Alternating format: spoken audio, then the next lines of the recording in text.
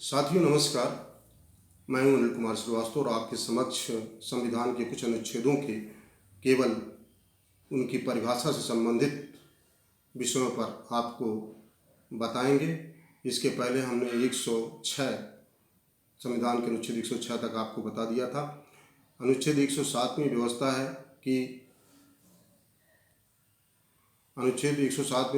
है कि अगर बिल को पुनः स्थापित कैसे किया जा सकता है। तो इसमें यह है कि अगर कोई भी सत्रावसान हो गया है तो सत्रावसान के कारण जो है कोई बिल ख़त्म नहीं होगा। लेकिन अगर कोई भी बिल राज्यसभा ने पारित किया है और उसके बाद सत्रावसान हो गया है तो वो बिल किसी भी प्रकार लैप्स नहीं होगा। और अगर लोकसभा ने कोई बिल पारित किया है और उसको राज्यसभा में प्रेषित किया है और राज्यसभा और उसको उसी दरमियान लोकसभा जो है वो डिजॉल्व हो जाती है तो वो बिल जो है लैप्स हो जाएगा। अगला जो संविधान का अनुच्छेद 108 है, ये इससे संबंधित है कि अगर दोनों हाउस सामान्य रूप से किसी भी विधेयक को पारित नहीं कर पाते हैं तो एक संयुक्त अधिवेशन की व्यवस्था की गई है जो कि भारत का राष्ट्रपति इसको कराएगा। और इस बिल के साथ ये भी है कि अगर बीच में अगर राष्ट्रपति ने सूचित कर दिया संयुक्त अधिवेशन के लिए तो वो बिल चाहे भले ही लोकसभा डिजॉल्व हो गई हो लेकिन वो बैठक ज्वाइंट सेशन वाली होगी। और इसमें यह है कि कब ये होगी ज्वाइंट सेशन, जो सामान्य तौर से जब दोनों सदन किसी चीज़ पर एग्री नहीं हो पाते हैं तभी इस तरह की ज्वाइंट सीटिंग बुलाई जाती है। तो ज्वाइंट सीटिंग में के 3 कारण हो सकते हैं। एक तो ये हो सकता है कि एक सदन ने पारित किया और दूसरे सदन ने पूरी तरह से अस्वीकार कर दिया है। और दूसरा ये कि कुछ ऐसे संशोधन सुझाए गए हैं दूसरे सदन द्वारा जिसको कि फाइनली अंतिम रूप से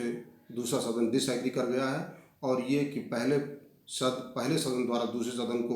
भेजने के बाद 6 महीने बीत गए हैं, लेकिन इसमें वो 6 महीने में वो अवधि नहीं जोड़ी जाएगी जो कि 4 दिन से ज़्यादा अगर सत्र का जो है अवसान किया गया हो। तो और 109 में ये व्यवस्था है कि जो भी मनी बिल होगा वो राष्ट्रपति की अनुमति से ही लोकसभा में केवल प्रस्तुत किया जाएगा और इस पर किसी भी प्रकार का राज्यसभा अगर उसको संशोधित करके भेजती है तो वो लोकसभा जो है उसको मान भी सकती है और नहीं भी मान सकती है। जिस रूप में लोकसभा मानेगी उसको उसी तरह से पारित समझा जाएगा। और अगर 14 दिनों तक उसको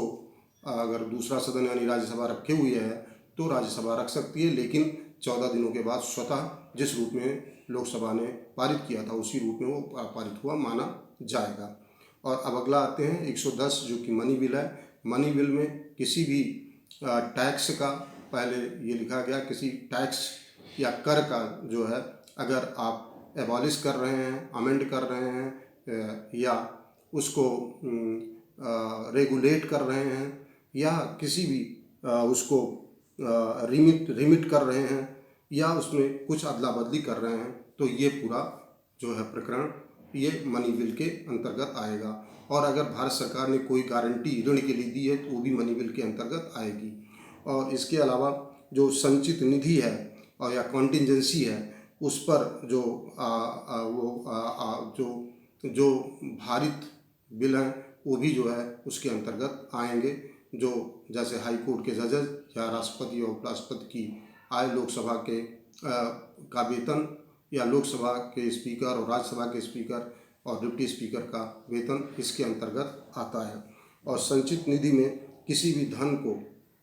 का जो विनियोग है अप्रोप्रिएशन उसके लिए भी जो है वो भी बिल वित्तीय बिल माना जाएगा। और भारित व्यय भी जो है कोई नया भारित व्यय जो है सरकार घोषित कर सकती है और जिस पर भारत की संचित निधि में लोकसभा का अध्यक्ष निर्णय देगा कि ये जो है मनी बिल है या कि नहीं। यानी कि मनी बिल के बारे में कोई विवाद होता है तो लोकसभा के अध्यक्ष का जो निर्णय है वो अंतिम माना जाएगा। तो इस प्रकार से 109 में ये व्यवस्था दी गई है कि धन विधेयक जो है वो पहले जैसा मैं बता चुका हूँ कि धन विधेयक लोकसभा में ही इस पर चर्चा हो चुकी है 109 में, कि केवल 14 दिन मात्र उसको मिले हुए हैं। वो चाहे तो संशोधित रूप में लोकसभा उसको मान ले, चाहे गैर संशोधित रूप में उसको मान ले, और 14 दिन के बाद अगर वो नहीं लौटाती है तो वो बिल जिस रूप में राज्यसभा ने लोकसभा ने पारित किया उसी रूप में मान लिया जाएगा। अब हम आते हैं 111 पर। अगर कोई भी बिल जो है वो दे दिया गया है, अगर दोनों सदनों ने पारित कर दिया है तो राष्ट्रपति के पास जाएगा, लेकिन मनी बिल है तो उस पर राष्ट्रपति जो है उसको रिजेक्ट नहीं कर सकता है, उस पर अपनी सहमति देगा। लेकिन अगर मनी बिल नहीं है, ऑर्डिनरी बिल है, तो उस पर राज्यसभा उस पर राष्ट्रपति पुनर्विचार करने के लिए एक बार भेज सकता है, और अब इसका विचार होने के बाद उसको राष्ट्रपति को हस्ताक्षर करना ही होगा। तो इस प्रकार से 111 और 112 जो है बजट है। विभिन्न प्रकार के जो राष्ट्रीय बजट पेश किया जाता है, उसमें यह है कि जो भारित व्यय हैं और गैर भारित व्यय, इनका जो प्राकलन होता है उसको बनाया जाता है। और उसमें जैसे भारित व्यय में आप जानते हैं कि हाई कोर्ट का जज, सुप्रीम कोर्ट का जज, राष्ट्रपति और उपराष्ट्रपति, speaker and deputy speaker, chair and deputy chairman, इनका सबका वेतन भारित व्यय के अंतर्गत, यानी इस पर जो है वोटिंग नहीं होती है। तो इसका एक जो है वहाँ पर एक वित्तीय विवरण बजट जो है प्रस्तुत किया जाता है, जो कि भारित और गैर भारित दो भागों में बटा होता है। 113 में है कि जो प्राकलन बनाए जाएंगे, और प्राकलन जो बनाए जाएंगे भारित व्यय और गैर भारित व्यय के, तो भारित व्यय पर कोई वोटिंग नहीं होगी। भारित व्यय अगर मान लीजिए राष्ट्रपति का वेतन है तो उस पर कोई जो भी बजट बनाया गया है उस पर कोई भी बहस हो सकती है, लेकिन उस पर कोई वोटिंग नहीं होगी। तो भारित व्यय और गैर भारित व्यय के बारे में जो प्राकलन है उनके बारे में ये है, अनुदान की मांग राष्ट्रपति से इसकी सिफारिश पर की जाएगी। कितना अनुदान किस पर आएगा, जो प्राकलन बनाया जाएगा उसकी मांग राष्ट्रपति द्वारा की जाएगी। और 112 में यह है कि विनियोग विधेयक भी जो है वो उसके अंतर्गत आएगा। अब जो प्राकलन बना लिया गया है उसका जो है उसको लोकसभा में प्रस्तुत किया जाएगा। संचित निधि 113 के बाद धनराशियों का जो विनियोग है वो किस प्रकार होगा, वो बंद पुनः ये फिर भी प्रस्तुत, जो मांगे हैं उनको फिर प्रस्तुत किया जाएगा, यानी कैसे वो धन, किस रीति से वो धन खर्च होगा, जो कि विभिन्न विभागों को, विभिन्न संस्थाओं को धन दिया जा रहा है, वो किस प्रकार से खर्च होगा, उसको विनियोग विधेयक कहेंगे। 115 में ये है कि अगर 113 और 14 के रहते हुए और 114 हो गया, 113 और 114, अब 115 पर आते हैं। 115 ये है कि सप्लीमेंट्री और एडिशनल बिल, अगर मान लीजिए कि 113 और 114 जो है पेंडिंग है, ना तो अप्रोप्रिएशन हुआ है और ना अभी वो हुआ है, तो एक भी पैसा जो है संचित निधि से खर्च नहीं किया जा सकता। ऐसी दशा में 115 में सप्लीमेंट्री बिल जो है उसको पेश किया जाता है। एडिशनल बिल कि ये सप्लीमेंट्री और एडिशनल बिल वो होता है जो अगर मान लीजिए कोई धनराशि उसमें लगाई गई है कि इतनी धनराशि इस पर खर्च होगी, लेकिन संजोग से वो धनराशि से ज़्यादा धनराशि की ज़रूरत है, ज़्यादा धनराशि की ज़रूरत है, तो ऐसी स्थिति में राष्ट्रपति अगर समझता है कि इसकी ज़्यादा धनराशि की ज़रूरत है, तो वो फिर उस प्राकलन को पुनः जो है सदन में रखा जाएगा, लोकसभा में रखा जाएगा, या लोकसभा में रखा जाएगा, दोनों सदनों के समक्ष रखा जाएगा, जहां पर ये आवश्यकता हुई कि जो भी बजट में प्रावधान किया गया था उससे अधिक प्रावधान, उससे अधिक पैसा लग रहा है या उससे कम पैसा लग रहा है, तो उस पर जो है सप्लीमेंट्री एडिशनल ग्रांट के लिए ये जो है दूसरी बार उसको पुनः प्रस्तुत करना होगा। 116 में ये लेखा अनुदान, वोट्स ऑन अकाउंट है। अगर जो वोट्स ऑन अकाउंट है, इसका मतलब कि जो भी आपके 113 में प्राकलन 114 में एप्लीकेशन के पहले अग्रिम दे सकती है, यानी कि अगर 113 114 बन गया, उस बीच में सरकार को कंसोलिडेटेड फंड ऑफ इंडिया से कुछ पैसा खर्च करना है और वो पैसा उपलब्ध नहीं है, तो वो 116 के अंतर्गत ये अग्रिम यानी एडवांस धन भी खर्च करने का 116 के अंतर्गत दे सकती है। 117 में वित्त विधेयकों के बारे में है। वित्त विधेयक और मनी बिल में ये है कि वित्त विधेयक जो है वो दो प्रकार के हैं। एक तो वित्त विधेयक प्रथम प्रकार का जो है और एक वित्त विधेयक दूसरी प्रकार का है। अब इन वित्त विधेयकों में और मनी विधेयकों में अंतर क्या है कि अगर 117(1) को देखें तो इसमें 110 की कोई बात एक चीज़ होते हुए उसके साथ कुछ अतिरिक्त एक चीज़ है। इसका मतलब ये है कि 117 की जो प्रोविज़न है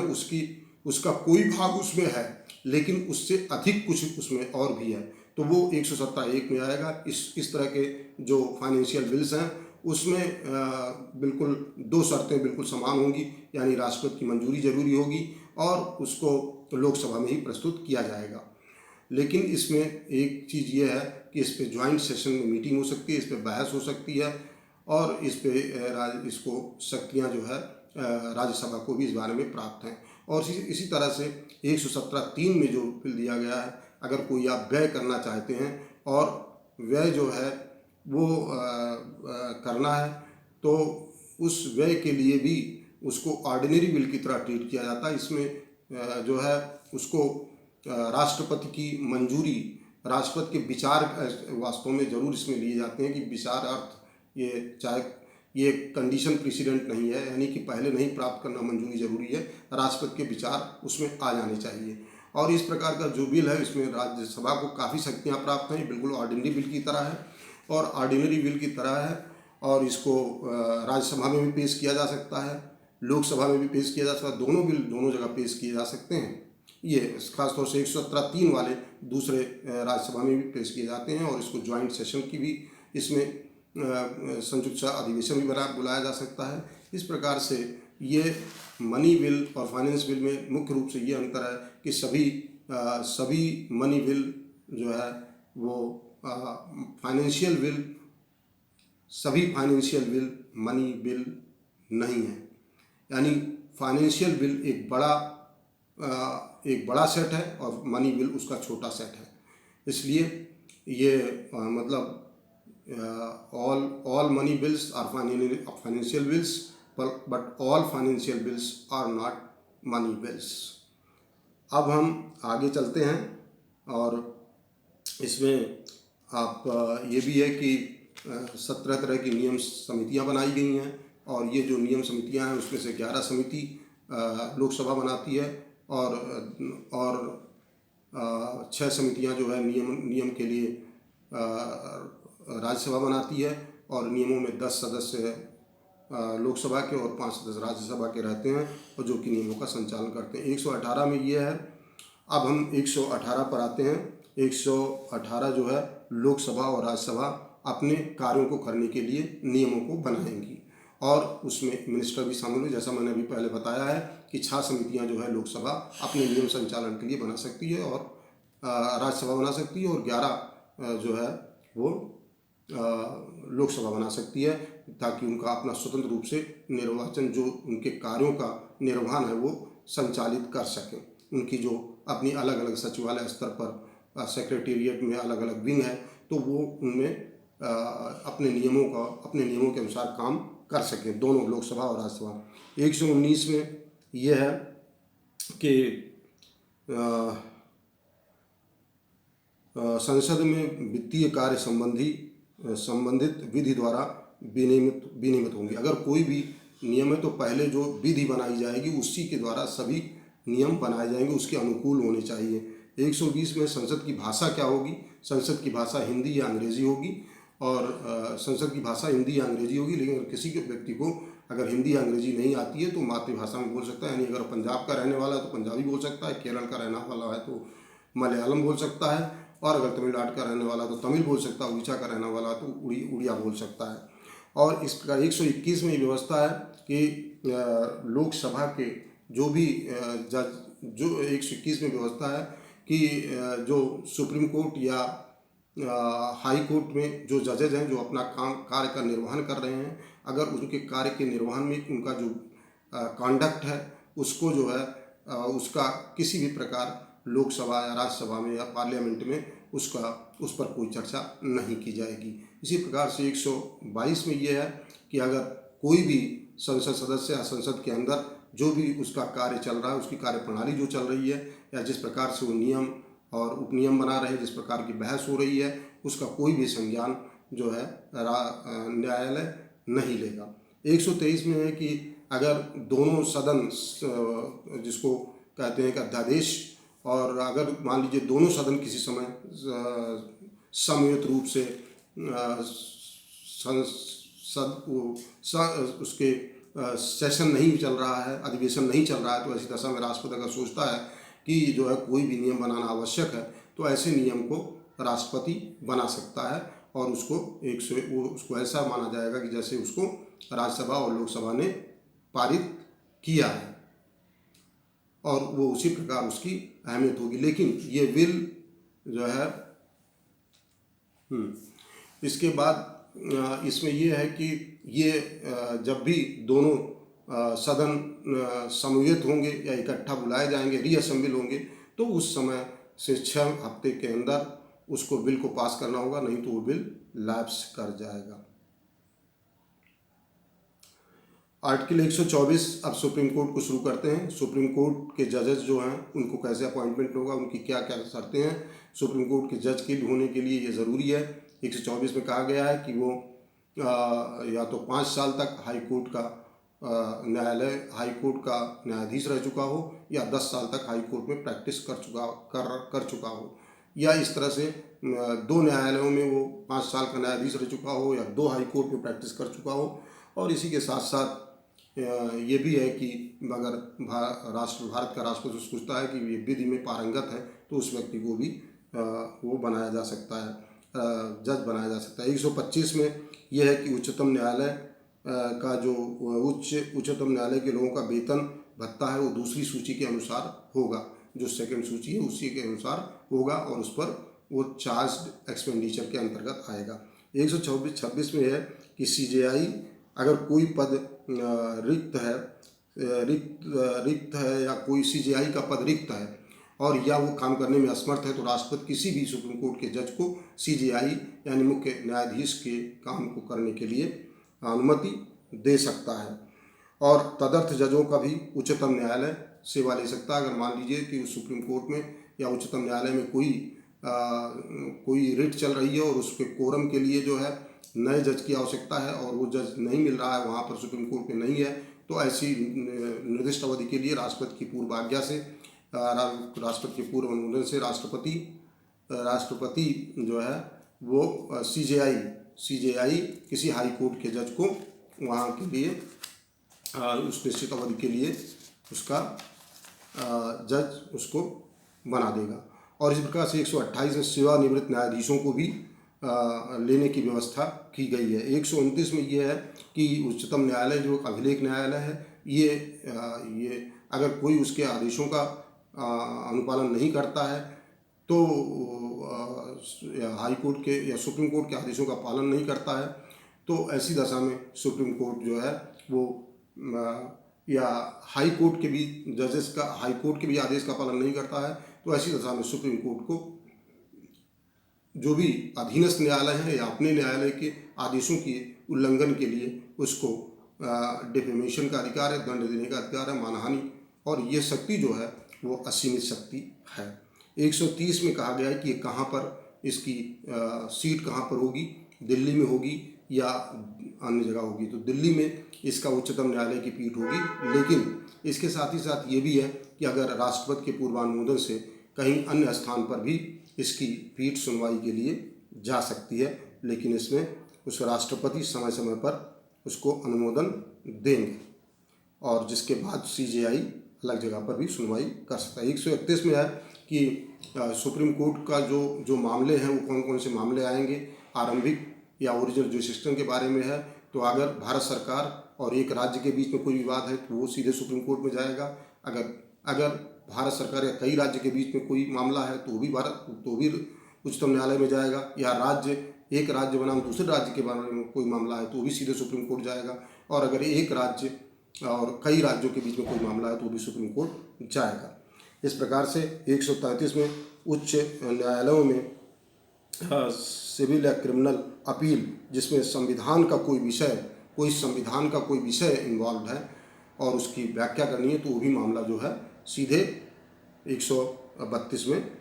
वहाँ पर सुप्रीम कोर्ट में जाएगा, जहाँ संविधान की व्याख्या से कोई चीज़ संबंधित है तो सीधे वहाँ पर पेश होगा। 133 में है कि सिविल मामले जो हैं, जो हाई कोर्ट द्वारा डिसाइड कर दिए गए हैं, ऐसे सिविल मामलों की अपील जो है वो सुप्रीम कोर्ट में होगी। और 134 में दांडिक मामलों में भी जो है ऐसी अपील सुप्रीम कोर्ट में, जो क्रिमिनल जुरिस्डिक्शन है, कि अगर वहाँ हाई कोर्ट में मामला चला गया तो हाई कोर्ट के निर्णय के बाद सुप्रीम कोर्ट में उसकी अपील हो सकेगी। और इसके अतिरिक्त 135 में है कि फेडरल न्यायालय के पास अगर कोई शक्तियाँ थीं तो वो शक्तियाँ भी न्यायालय यानी उच्चतम न्यायालय उसको प्रयोग कर सकता है। 136 में ये व्यवस्था है कि विशेष इजाज़त, अगर सुप्रीम कोर्ट समझता है कि कोई ऐसा मामला है जो कि राष्ट्रीय महत्व का है, जैसे अभी मणिपुर में इस तरह का मामला आया था, या इसी तरह के मामले और भी महत्वपूर्ण हो सकते हैं, तो राष्ट्रपति को सीधे उसको SLP के रूप में सीधे उसका संज्ञान ले सकता है। 137 में है कि अपने ही आदेश का राष्ट्रपति जो है वो रिव्यू कर सकता है। जैसे आपने देखा होगा कि गोलकनाथ के मामले में उसी मामले को लेकर के केशवानंद भारती मामले में रिव्यू किया गया, और अन्य कई मामले हैं जिसमें CJI अपने ही मामलों का, या मुख्य न्यायाधीश सुप्रीम कोर्ट अपने ही आदेशों का पुनर्विलोकन करता है। 138 में है कि उसके अगर अधिकारों में वृद्धि हो जाती है, अगर मान लीजिए कोई नया राज्य चुन लिया जाए, तो नया राज्य चुन लिए जाने पर उसका सुप्रीम कोर्ट का जो क्षेत्राधिकार है वहाँ तक व्यापक हो जाएगा। 139 में है कि 32(2) के प्रयोजनों 32 में, जैसा कि आप जानते हैं कि जो रिट है, विभिन्न प्रकार की रिट, अगर मान लीजिए कि मौलिक अधिकारों के संबंध में कोई हनन हुआ है और तो उसमें 32 के अंतर्गत रिट्स आती हैं, तो 32(2) के अंतर्गत इस तरह की रिट्स जो है वो 139 में देने का प्राविधान है। और इसके अलावा अगर कोई 139A में दिया गया है कि अगर कोई भी ऐसा मामला है जो कि सुप्रीम कोर्ट में भी लंबित है और हाई कोर्ट्स में, कई हाई कोर्ट में लंबित है, और उसमें कुछ कानून का ऐसा प्रश्न या कानून का ऐसा प्रश्न इन्वॉल्व है, तो ऐसे मामले को सुप्रीम कोर्ट खुद अपने जुरिस्डिक्शन में, क्षेत्राधिकार में ले लेगा। 140 में ये है कि उच्चतम न्यायालय की जो शक्तियाँ हैं, जो उच्चतम न्यायालय अपने ही मामलों को लागू करने के लिए उसको एंसिलरी पावर्स, उसको कुछ सहायक शक्तियाँ प्राप्त है जिससे वो अपने निर्णयों को लागू कर सके। 141 में ये उच्चतम न्यायालय का जो भी निर्देश होगा वह निर्देश पूरे देश में लागू होगा, यानी पूरे देश के अधिगस्त न्यायालय, चाहे हाई कोर्ट हो और चाहे डिस्ट्रिक्ट कोर्ट हो और चाहे ट्राइब्यूनल हो, सभी जगह उस जो सुप्रीम कोर्ट ने जो निर्णय दिया है वो सभी जगह उसको वो मान्य होगा, प्रेसिडेंट के रूप में, नज़ीर के रूप में उसको पेश किया जाएगा, उसका उल्लंघन नहीं है। 142 में है कि पूर्ण न्याय के लिए सुप्रीम कोर्ट अगर कोई जजमेंट दिया, कोई डिक्री, कोई ऑर्डर पास किया है और सुप्रीम कोर्ट ये समझता है कि इस ऑर्डर को लागू नहीं कर पा रहे हैं और इसको पूर्ण न्याय के लिए कुछ ज़रूरत है, तो इसको सुप्रीम कोर्ट को एक अंतर्निहित शक्ति है कि उस जज उस न्यायालय के उस निर्णय को लागू करने के लिए वो विशेष शक्ति का प्रयोग कर सकता है उसको, जिससे कि संपूर्ण न्याय मिल सके। 143 में है कि राष्ट्रपति जो है वो अगर उच्चतम न्यायालय के न्यायाधीश से वो जो है वो राय ले सकता है, कोई भी जो तथ्य का मामला या कानून का मामला आता है और राष्ट्रपति को ऐसी ज़रूरत है कि राष्ट्रपति समझता है कि मामला बहुत ही महत्वपूर्ण है, तो ऐसे मामले में वो राष्ट्रपति जो है न्यायालय से, उच्चतम न्यायालय से सलाह ले सकता है। और 144 में है कि SC की सहायता में सभी जितने भी न्यायालय हैं भारत के, चाहे उच्चतम न्यायालय, चाहे उच्च न्यायालय हो, चाहे ट्राइब्यूनल हो और चाहे लोअर कोर्ट्स हो, ये सभी जो भी आदेश सुप्रीम कोर्ट द्वारा पारित किए जाएंगे उन्हीं के संदर्भ में वो उनको हक ऐसा कार्य करेंगे जिससे कि सुप्रीम कोर्ट के उस आदेश का पालन किया जा सके। और 145 में है कि न्यायालय अपने नियम खुद बनाएगा, राष्ट्रपति के अनुमोदन समय समय पर वो अपने लिए नियम प्रोसीजर के लिए बनाता रहेगा। नए जैसे अभी ये निर्णय किया गया कि सभी कभी अगर मान लीजिए पैंडमिक हो गया तो किस प्रकार से जजेस वहाँ सुनवाई करेंगे, या कभी अब जैसे अब नई चीज़ें आ रही हैं, आर्टिफिशियल इंटेलिजेंस आ रही है, या जो है न्यायालयों का जो न्यायालय के केसेस हैं उसको सबको ऑनलाइन किया जा रहा है या उनकी सुनवाई ऑनलाइन की जा रही है, तो ये सब राष्ट्रपति ये सब सुप्रीम कोर्ट जो है कि चीफ जस्टिस राष्ट्रपति के अनुमोदन से कर सकते हैं। और 146 में ये है कि उच्च न्यायालय के जो भी अधिनियम, उसके उच्चतम न्यायालय के जो भी कर्मचारी अधिकारी हैं उसकी नियुक्ति करने का पूरा अधिकार उच्चतम न्यायालय के पास है और उनको नियुक्त करेगा, और साथ ही साथ जो उनके अधिकारी और कर्मचारी हैं उनके ऊपर जो व्यय होगा वो उस रूप में उसको चार्ज एक्सपेंडिचर के रूप में माना जाएगा, यानी उस पर कोई भी बहस तो हो सकती है लेकिन उस पर कोई वोटिंग नहीं हो सकती है। और 147 में ये है कि अगर मान लीजिए संविधान का निर्वचन का अर्थ ये है कि संविधान के जो भी जो वर्तमान संविधान है उसमें जो प्रावधान मौजूद है उसके अंतर्गत उसका किसी तथ्य का या किसी नियम का व्याख्या नहीं हो पा रही है, तो उसकी व्याख्या के लिए चीफ जस्टिस ऑफ इंडिया या सुप्रीम कोर्ट जो है वो गवर्नमेंट ऑफ इंडिया एक्ट 1935 का सहारा लेगा या फिर इंडियन इंडिपेंडेंस एक्ट का सहारा ले सकता है। तो इस प्रकार से आपको हमने ये बता दिया कि ये कौन कौन से अनुच्छेद में क्या है। ये प्रतियोगी परीक्षाओं में कभी कभी इस तरह के प्रश्न पूछे जा सकते हैं कि किसमें किस प्राविधान कौन कौन से प्राविधान है। Thank you very much.